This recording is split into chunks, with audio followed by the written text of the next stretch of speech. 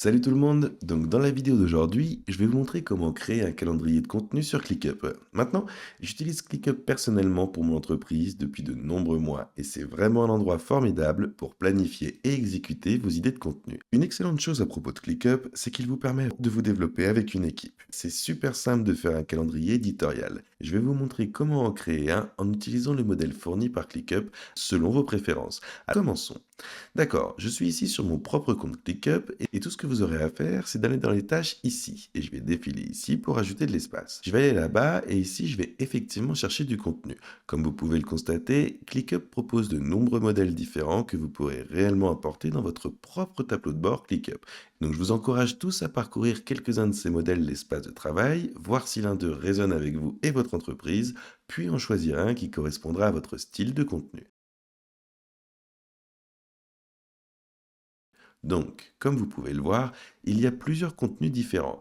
Calendrier, il y en a pour le contenu des blogs, pour les podcasts, des calendriers de publication, des calendriers de miniatures YouTube. Donc voilà, j'aimerais vous dire les gars, franchement, c'est le meilleur. Utilisez juste celui-ci. Je vous encourage à simplement les parcourir et voir lequel est le meilleur pour votre entreprise spécifique. Juste pour cette vidéo, je vais cliquer sur ce modèle de calendrier de contenu mis en avant. Et ici, vous pourrez voir que cela comprend différents statuts. Ouvert, en cours, approbation, mise à jour requise, programme et publié. Ils ont 5 champs personnalisés. Date de publication, lien, chaîne, catégorie et URL partagée et 4 types de vues. Vue liste, tableau, calendrier et chronologique. Ça vous donne une bonne vue d'ensemble de la structure de ce calendrier éditorial. Comme vous pouvez le constater, il a été utilisé 84 000 fois et a été créé en novembre 2020. Donc ce que je vais faire maintenant, c'est cliquer sur Utiliser le modèle. Il va vous montrer dans quel dossier il va se trouver. Vous allez sélectionner un emplacement pour que ce soit créé, donc je vais cliquer là-dessus, et je vais le mettre dans mon espace de contenu YouTube, puis je vais le cocher. Vous en avez alors l'option Importer et tout est ensuite importé tel quel pour les dates du projet. Je vais laisser cela tel quel. Voulez-vous inclure vos tâches d'archivage? Je dirais non pour le moment. Et ensuite, je vais cliquer sur Utiliser ce modèle. Bam! Maintenant, vous pouvez voir que le calendrier de contenu a été créé. Vous pourrez voir que c'est sous ce calendrier éditorial juste ici que je me trouve dans mon espace contenu YouTube. C'est un peu là où on peut faire preuve de créativité en changeant les différents statuts et tout ça. J'aime beaucoup ce style de visualisation, la vue en liste, car on peut voir rapidement toutes les différentes choses en même temps. Vous pouvez simplement faire défiler et facilement. Comme vous pouvez le voir, il y a différents statuts de juste commencer à publier. Alors maintenant, ce que j'aime faire, c'est en fait changer l'ordre, ok?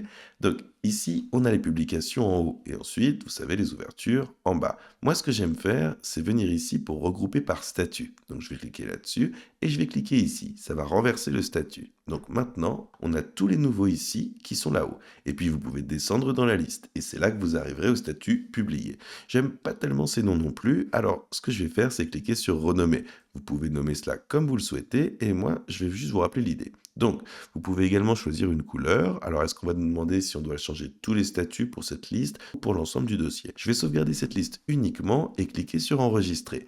Et si vous voulez modifier cela, bien sûr, vous pourrez revenir ici pour renommer et le changer en disant scripting. Utilisez le mot qui résonne le mieux pour vous et pour votre entreprise. Cliquez sur enregistrer et OK. Allez-y et changez tous ces noms si vous le souhaitez. Ici, on pourra attribuer différents membres d'équipe à des projets individuels. Vous pourrez fixer une date limite, d'accord? Donc, si je clique ici, je peux dire Hey, je veux sortir le 26, ok? Donc, voici un lien. C'est ce que vous pouvez faire, c'est cliquer ici.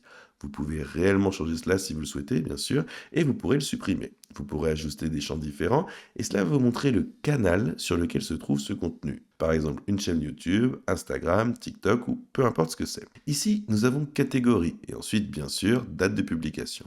C'est venir ici pour ajouter une colonne et ils auront une tonne de choses différentes que vous pourrez utiliser. Email et vous pourrez avoir différents libellés. Peut-être même avoir des formules. On a un progrès? Pas de problème. Il va nous montrer le statut d'achèvement. Vous pourrez avoir du texte, vous pourrez avoir des menus déroulants et oui. Donc ce que je vous recommande est d'ajouter autant de ces éléments que vous le souhaitez pour suivre et commencer à utiliser quelque chose comme ceci pour suivre votre contenu. Essayez plein de points différents avec des nouveaux points de vue. Certains d'entre vous aimeront la vue en liste, d'autres préféreront peut-être la vue en tableau, elle est plus ouverte et il y a aussi la vue calendrier. Donc ça, je l'aime vraiment pour voir quelles choses sont dues à quelle date. Je dirais que Pour la plupart d'entre vous, le tableau ou le calendrier sont parfaits. Vous aurez probablement une liste ou un tableau comme votre vue principale, puis vous utiliserez la vue calendrier juste pour avoir un aperçu global, quand les choses sont publiées et quand les choses sont dues. En termes de cliquer sur l'un d'eux, je vais vous montrer à quoi ça ressemble. Je vais cliquer sur celui juste ici, ça va ouvrir tout ça, et moi ce que j'aime faire, c'est taper des notes et des descriptions juste là. Alors des idées, du brainstorming, peu importe, ça je le fais moi-même. Donc vous pouvez réellement changer la catégorie, la chaîne et toutes ces choses. On peut ajouter ou modifier différents champs. Vous devez désormais créer des listes de tâches que vous pouvez attribuer à des membres de votre équipe. Je ne vais pas rentrer dans trop le détail dans cette vidéo parce que ça pourrait durer genre 1 heure quoi. Mais en gros, ce que j'aime faire, c'est venir ici pour ajouter des pièces jointes, créer un nouveau document Google et ces documents seront joints ici.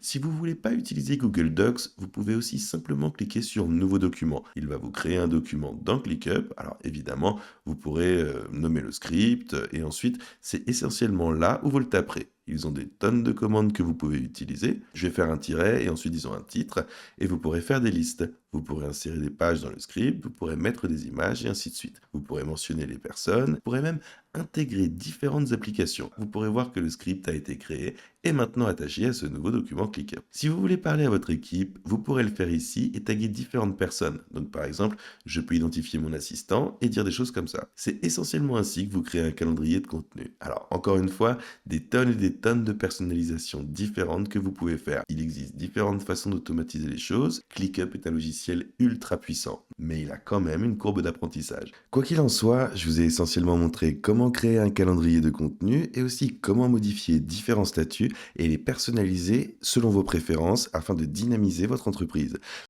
Il est évident que c'est pas un outil aussi facile que Notion, par exemple, mais que ça vaut vraiment le coup si vous envisagez de grandir par le futur. Vous trouverez dans le lien ci-dessous dans la description toutes les références des outils dont on a parlé. Donc je vous encourage vraiment à pouvoir essayer le plan gratuit et peut-être en changer par la suite. C'est tout pour cette vidéo. Alors si vous avez trouvé de la valeur, n'hésitez pas à liker et à vous abonner pour plus d'infos. Sur cette chaîne, on vous donne des conseils pour réussir à améliorer votre entreprise et à débuter sur le web. Merci à tous et on se voit dans la prochaine vidéo.